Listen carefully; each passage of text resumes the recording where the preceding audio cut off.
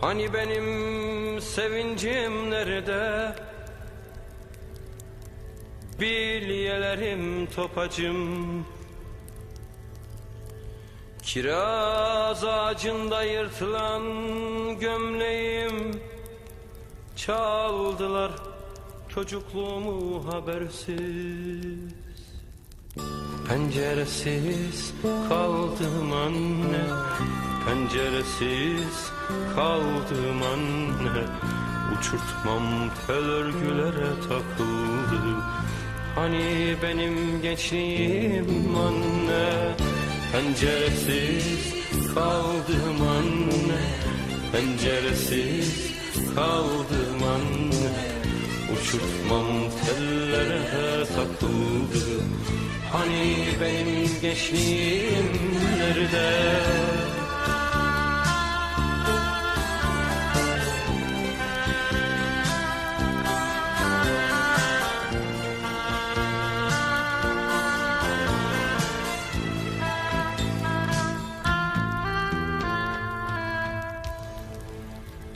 Ne varsa bu su genzi yakan, ekmek gibi, aşk gibi.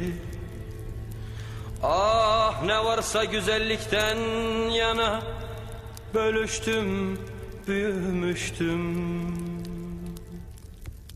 Bu ne yaman çelişki anne, bu ne yaman çelişki anne. Kurtlar sofrasına düştüm. Hani benim gençliğim anne.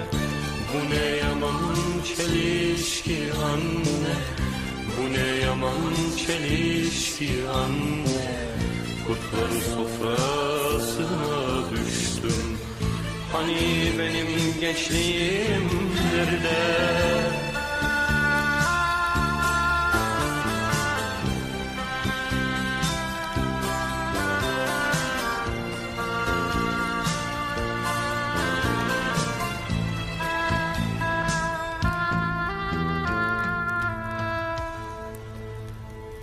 Hani benim sevincim nerede?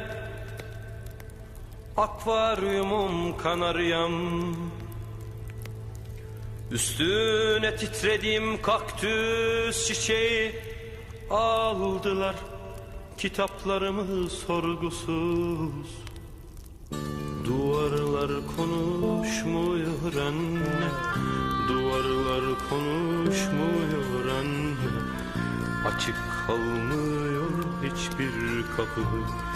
Hani benim gençliğim anne. Duvarlar konuşmuyor anne, duvarlar konuşmuyor anne.